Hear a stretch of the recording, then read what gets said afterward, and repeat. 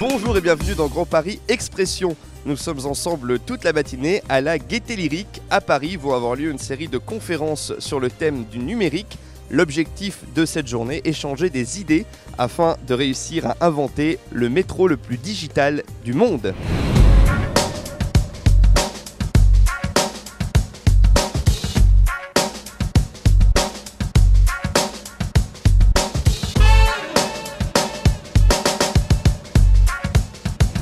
Ravi de vous accueillir à ce nouveau rendez-vous numérique du Grand Paris Express. Alors vous le savez, le Grand Paris Express, c'est d'abord un métro et une formidable infrastructure de transport. Mais c'est aussi un projet qui a l'ambition de créer le métro le plus numérique du monde. Alors pour cela, la Société du Grand Paris a lancé un appel à manifestation d'intérêt entre décembre et février dernier pour faire converger les idées les plus innovantes en matière de services, notamment pour les voyageurs. La matinée d'aujourd'hui a donc un objectif, c'est de remercier tous les participants, il y en a beaucoup dans la salle, de partager la richesse et la qualité des contributions qui ont été reçues et bien sûr d'annoncer quelle sera la suite du processus. En quoi pour vous le numérique est-il indissociable du Grand Paris Express ? C'est très simple, hein. On a 200 km. Avant, on réfléchissait à brancher le numérique dans le tunnel. Maintenant, le numérique va naturellement dans le tunnel. Ce serait même criminel de ne pas prévoir le numérique dans ce tunnel moderne avec un métro automatique. Et je constate que tout le monde est d'accord là-dessus, ce qui n'est pas une petite chose en France. En quoi ce genre d'événement est-il incontournable pour la Société du Grand Paris ? C'est un événement incontournable parce que quand on parle de numérique, on ne peut pas ne pas dialoguer avec les acteurs qui sont capables de nous aider à inventer le métro le plus digital du monde. C'est un projet très ambitieux, mais on ne peut pas le faire tout seul. On a besoin de le faire avec les acteurs du transport, les acteurs du numérique, les acteurs de l'Internet.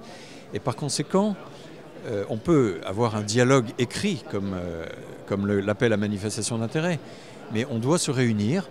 Donc ça peut se faire en petit comité et il y a un moment où on doit faire des plénières, des moments où on tire les conclusions de manière collective, de façon collective, on tire les conclusions de tout le travail en amont. Le métro le plus digital du monde, en quoi concrètement vous pouvez intervenir ?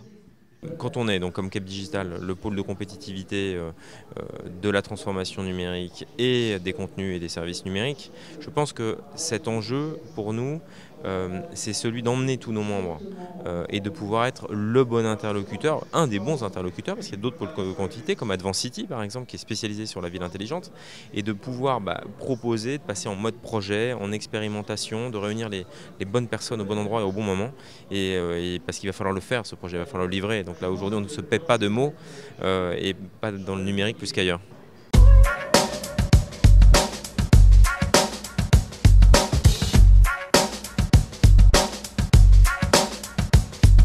De tout ce qui a été dit ce matin dans cette table ronde, est-ce qu'il y a des idées qui sont ressorties ou est-ce que c'était une énumération des choses qui avaient été dites avant ? Comment vous l'avez ressenti ? On est face à une possible nouvelle histoire, une belle grande histoire, puisque une infrastructure de cette importance, dans une région qui est complexe dans son organisation, c'est un véritable appel d'air possible pour écrire le numérique et la vie aussi des Franciliens en 2020, 2030, 2040. Ce qui était important, c'est qu'il y a eu un travail préalable de crowdsourcing en définitive, où on a demandé à beaucoup d'acteurs qui sont un peu des spécialistes de cette question de donner leur avis, et ça a donné la constitution d'un document qui est une sorte de plateforme dans lequel, de mon point de vue, il y a beaucoup de choses très intéressantes et qui sont des visions du monde nouvelles, où on a intégré beaucoup de choses sur la collaboration, sur l'horizontalité, sur la circulation, la fluidité. Donc ce qu'on avait envie de dire ce matin, c'est ok, on a un document de départ qui est top, dans lequel il y a beaucoup de choses très intéressantes, et si on faisait en fait ça, pour une fois, c'est-à-dire que si on en tenait compte, et si on se disait les 150 contributions, les 1000 pages qui ont été écrites là-dessus, ça substantifie que moi, elles sont résumées, et si c'était le point de départ de l'écriture de cette nouvelle histoire, et si on ne retombait pas dans des blocages, dans des errements qui sont aujourd'hui les blocages et les errements contre lesquels on lutte. Et donc, puisqu'on fait du neuf, faisons vraiment du neuf. Est-ce que justement c'est pas trop difficile pour un élu de prévoir à l'avance quelque chose qu'on ne connaît pas encore ? Cette connaissance qu'on pourrait avoir chez soi, On pourra la voir dans les cheminements de sa journée, dans le cheminement du réseau, etc. Et ça, évidemment, c'est quelque chose de prodigieux. Et puis alors j'ajoute que nous, pour beaucoup de nos villes, on aménage. Le réseau, c'est ce qui fait changer un quartier, changer une ville, permettre l'accueil d'infrastructures, l'accueil d'activités économiques, l'accueil de lieux d'enseignement. Et tout cela ne fonctionne qu'avec le numérique. Et donc on voit bien que ce que nous sommes appropriés à quelques-uns déjà sera demain au cœur de la dynamique relationnelle entre les collectivités, leurs habitants, avec des formes, y compris de démocratie, extrêmement nouvelles. Vous avez participé au second débat de la matinée. Quelles idées vous en avez tirées ? Quand on réfléchit aux différents acteurs susceptibles à un moment donné de créer de l'harmonisation entre les acteurs et puis de créer des plateformes qui finalement seront au service de l'ensemble des parties prenantes, finalement, au-delà de la Société du Grand Paris, on ne voit pas très bien qui, sur ces problématiques de mobilité dans le périmètre de la Société du Grand Paris, qui d'autre qu'elle va pouvoir effectivement prendre des initiatives et faire que dans 10 ans, on aura effectivement des données utilisables par l'ensemble des usagers, des citoyens et des sociétés les plus innovantes qui en feront des services nouveaux.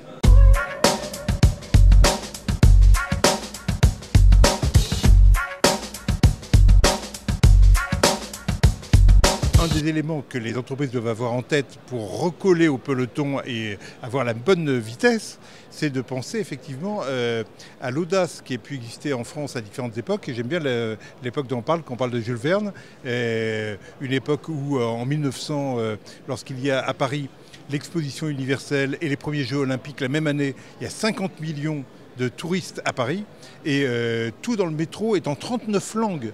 Donc une capacité d'extériorisation, de rayonner sur le monde parce que le monde est dans Paris. Ça, c'est un élément qu'il faut absolument avoir en tête. Aujourd'hui, je crois que plus que jamais, la société est en train de réorganiser plein de choses. C'est pour ça qu'on parle de transformation numérique.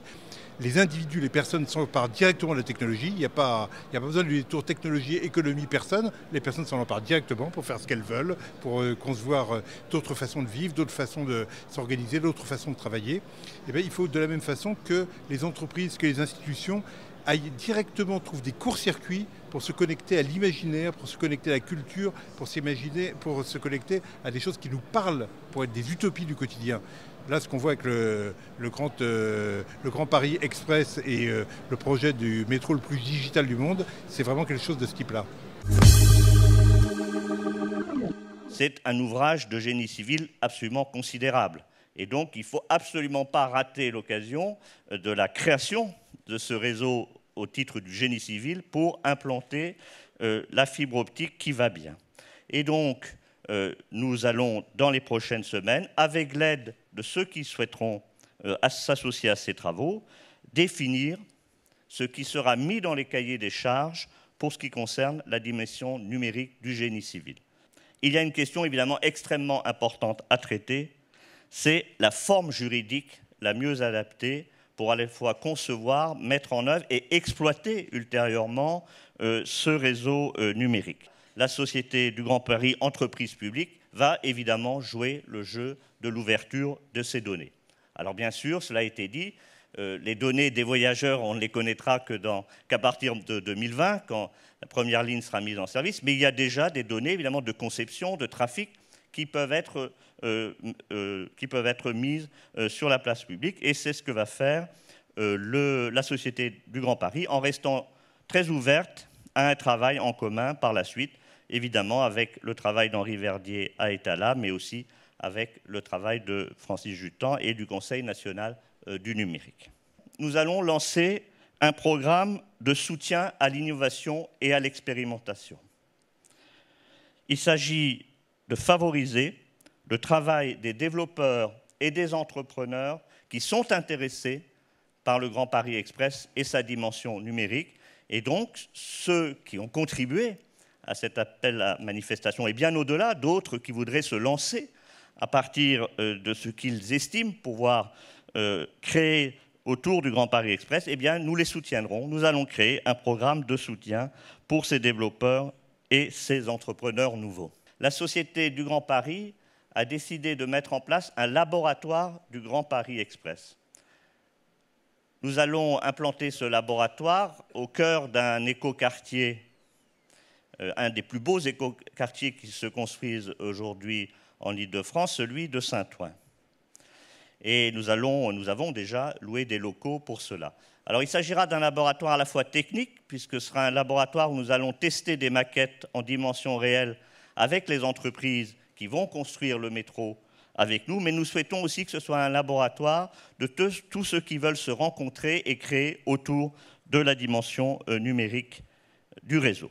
Est-ce qu'après avoir entendu toutes les idées qui ont été échangées ce matin, vous pensez qu'on est sur la voie qui mène à la construction du métro le plus digital du monde ? Oui, je crois que ce n'est que le début. On va suivre ça très régulièrement avec tous ceux qui ont contribué à cette manifestation afin de recueillir leurs idées, car on sait bien que aujourd'hui, en 2014, on ne sait pas encore ce que sera le numérique en 2020 ou en 2030. Et donc, il faudra être attentif à toutes les évolutions technologiques et aux évolutions des usages aussi du numérique, de façon à ce que demain, le métro, quand il entrera en service, eh bien, il soit bien adapté à la demande du moment.